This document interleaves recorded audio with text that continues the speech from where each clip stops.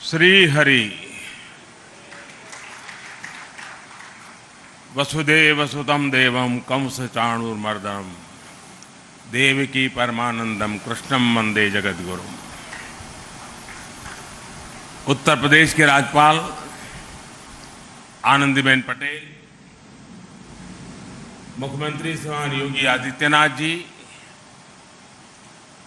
Gita press के श्री केशवराम अग्रवाल जी, श्री विष्णु प्रसाद जी, सांसद भाई रवि किशन जी, अन्य महानुभाव, देवी और सज्जनों,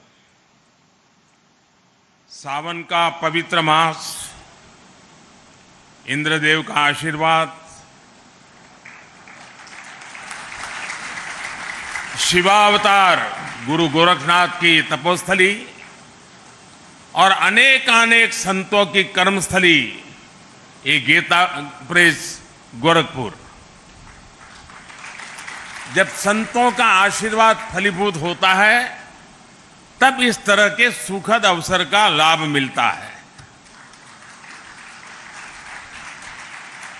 इस बार का मेरा गोरखपुर का दौरा विकास भी, विरासत भी, इस नीति का एक अद्भुत उदाहरण है।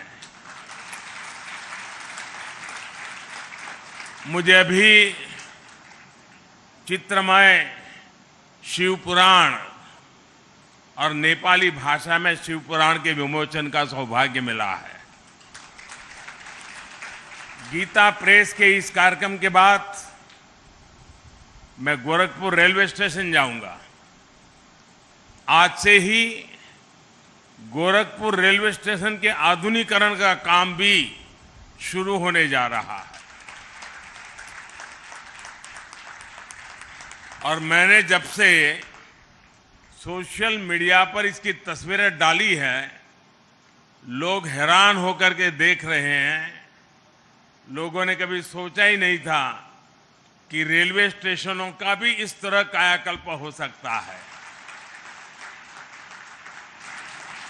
और उसी कार्यक्रम में मैं गोरखपुर से लखनऊ के लिए वंदे भारत ट्रेन को हरी झंडी दिखाऊंगा और उसी समय जोधपुर से अहमदाबाद के बीच चलने वाली वंदे भारत एक्सप्रेस को भी रवाना किया जाएगा।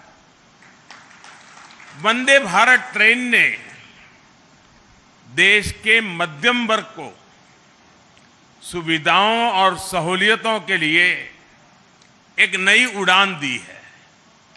एक समय था जब नेता लोग चिट्ठियां लिखा करते थे कि हमारे क्षेत्र में इस ट्रेन का एक जरा हॉल्ट बना लें, उस ट्रेन का हॉल्ट बना लें। आज देश के कोने कोने से नेता मुझे चिट्ठियां लिखकर कहते हैं कि हमारे क्षेत्र से भी वंदे भारत चलाइए। ये वंदे भारत का एक क्रेज है। इन सारे आयोजनों के लिए मैं गोरखपुर के लोगों को, देश के लोगों को बहुत बहुत बधाई देता हूं। साथियों, गीता प्रेस विश्व का ऐसा इकलौता प्रिंटिंग प्रेस है जो सिर्फ एक संस्था नहीं है बल्कि एक जीवंत आस्था है। गीता प्रेस का कार्यालय करोड़ों करोड़ लोगों के लिए किसी भी मंदिर से जरा भी कम नहीं है। इसके नाम में भी गीता है और इसके काम में भी गीता है। और जहां गीता है वहां साक्षात कृष्ण है, और जहां कृष्ण है वहां करुणा भी है, कर्म भी है, वहां ज्ञान का बोध भी है और विज्ञान का शोध भी है।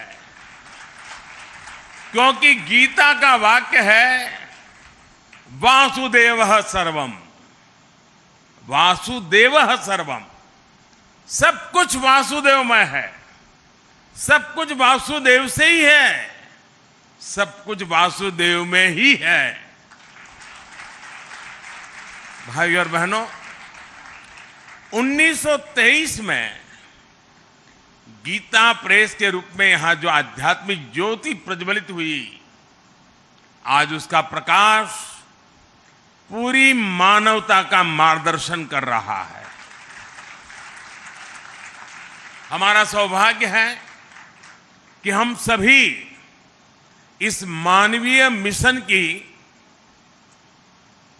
शताब्दी के साक्षी बन रहे हैं।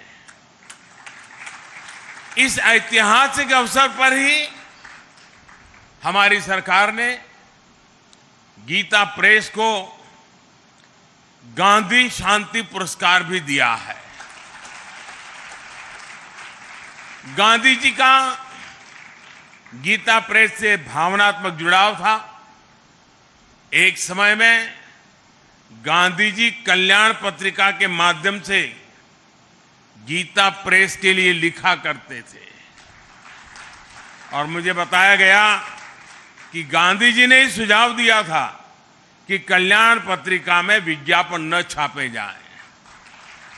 कल्याण पत्रिका आज भी गांधी जी के उस सुझाव का 100% अनुसरण कर रही है। मुझे खुशी है कि आज ये पुरस्कार गीता प्रेस को मिला है।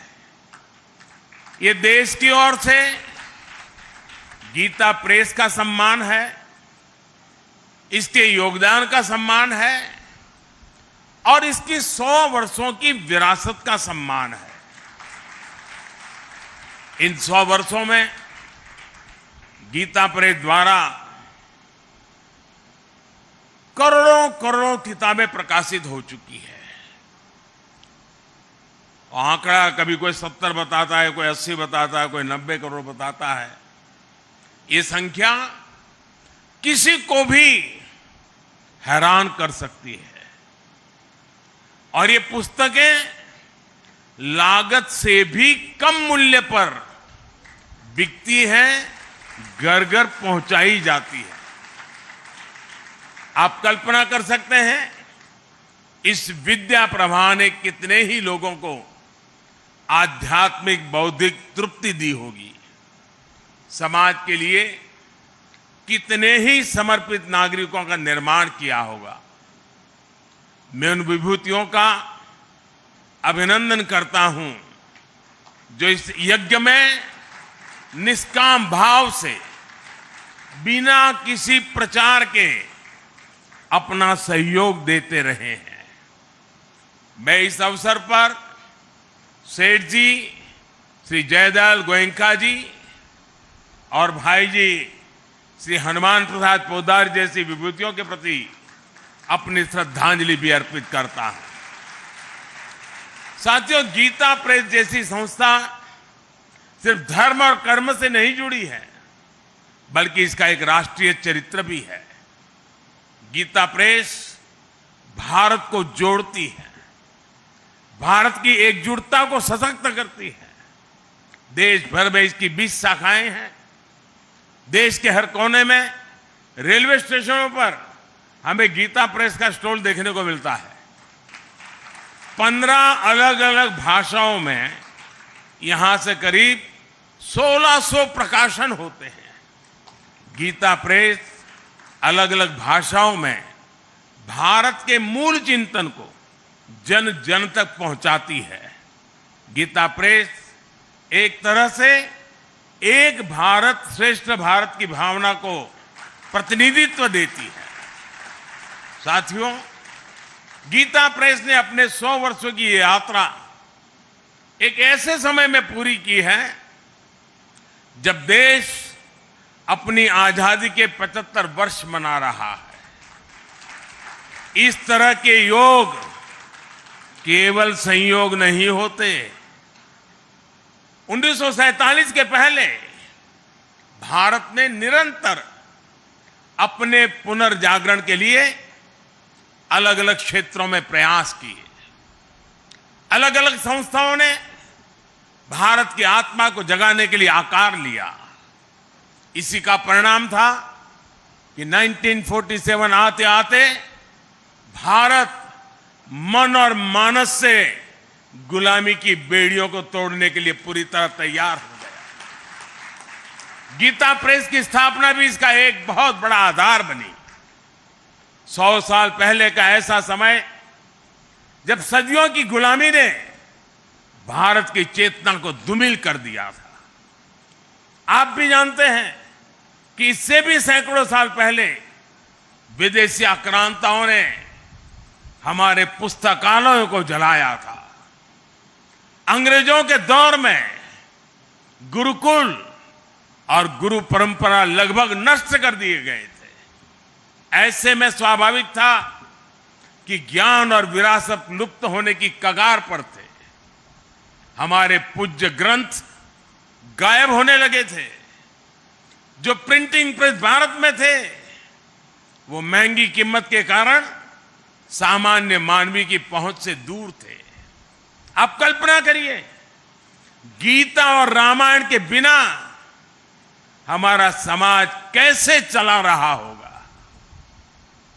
जब मूल्यों और आदर्शों के स्रोत ही सूखने लगे तो समाज का प्रवाह अपने आप थमने लगता है। लेकिन साथियों, हमें एक बात और याद रखनी है। हमारे भारत की अनादि यात्रा में ऐसे कितने ही पड़ाव आए हैं जब हम और ज्यादा परिष्कृत होकर के निकले हैं। कितनी ही बार अधर्म और आतंक बलवान हुआ है। कितनी ही बार सत्य पर संकट के बादल मंडराए हैं। लेकिन तब हमें श्रीमद् भागवत गीता से ही सबसे बड़ा विश्वास मिलता है।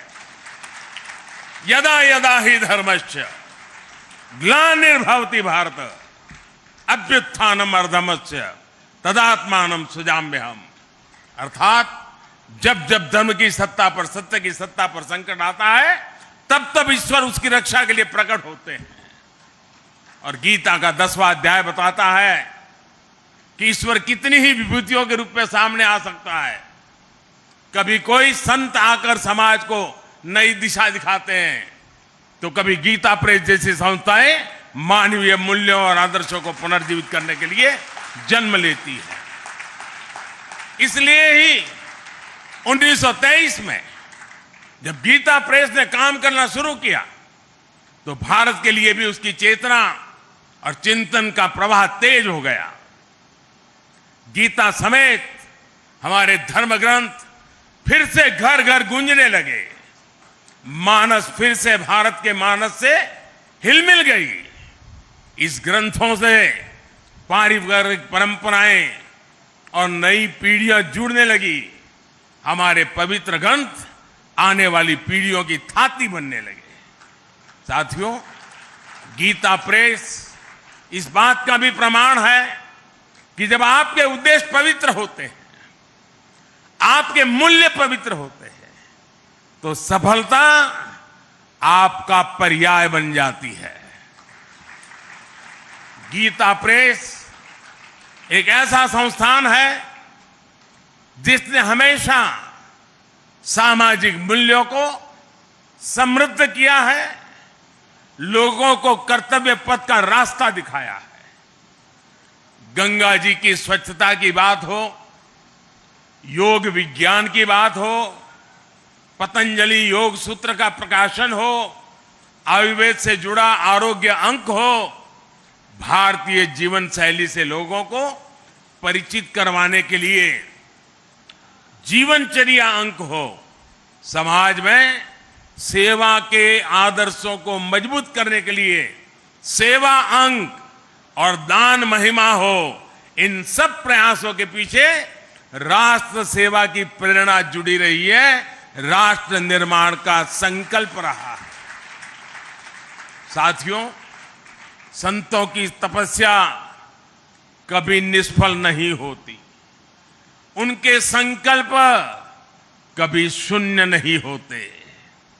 इन्हीं संकल्पों का परिणाम है कि आज हमारा भारत सफलता के नित्य नए आयाम स्थापित कर रहा है। मैंने लाल किले से कहा था, और आपको याद होगा, मैंने लाल किले से कहा था कि ये समय गुलामी की मानसिकता से मुक्त होकर अपनी विरासत पर गर्व करने का समय है। और इसलिए शुरुआत में भी मैंने कहा, आज देश विकास और विरासत दोनों को साथ लेकर चल रहा है।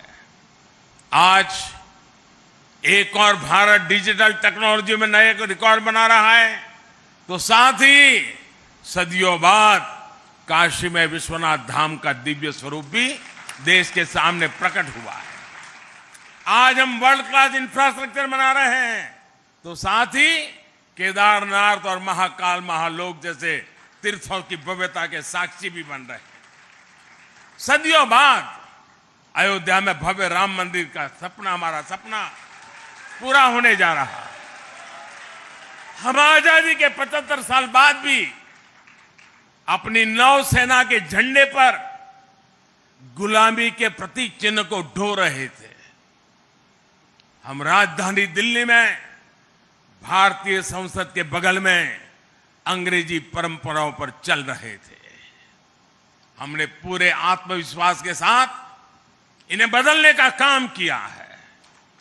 हमने अपनी धरोहरों को, भारतीय विचारों को वो स्थान दिया है जो उन्हें मिलना चाहिए था। इसलिए अब भारत की नौसेना के झंडे पर छत्रपति शिवाजी महाराज के समय का निशान दिखाई दे रहा है। अब गुलामी के दौर का राजपथ कर्तव्य पथ कर बनकर कर्तव्य भाव की प्रेरणा दे रहा है। आज देश की जनजातीय परंपरा का सम्मान करने के लिए देश भर में जनजातीय स्वतंत्रता सेनानी म्यूजियम बनाए जा रहे हैं। हमारी जो पवित्र प्राचीन मूर्तियां चोरी करके देश के बाहर भेज दी गई थी, वो भी अब वापस हमारे मंदिरों में आ रही है। जिस विकसित और आध्यात्मिक भारत का विचार हमारे मनीषियों ने हमें दिया है, आज हम उसे सार्थक होता हुआ देख रहे हैं। मुझे विश्वास है हमारे संतों, ऋषियों, मुनियों, उनकी आध्यात्मिक साधना भारत के सर्वांगीण विकास को ऐसे ही ऊर्जा देती रहेगी। हम एक नए भारत का निर्माण करेंगे और विश्व कल्याण की अपनी भावना को सफल बनाएंगे। इसी के साथ आप सभी का इस पवित्र अवसर पर मुझे आपके बीच आने का मौका दिया और मुझे भी इस पवित्र कार्य में कुछ पल के लिए क्यों नहीं आपके बीच बिताने का अवसर मिला। मेरे जीवन का यह सद्भाग्य है।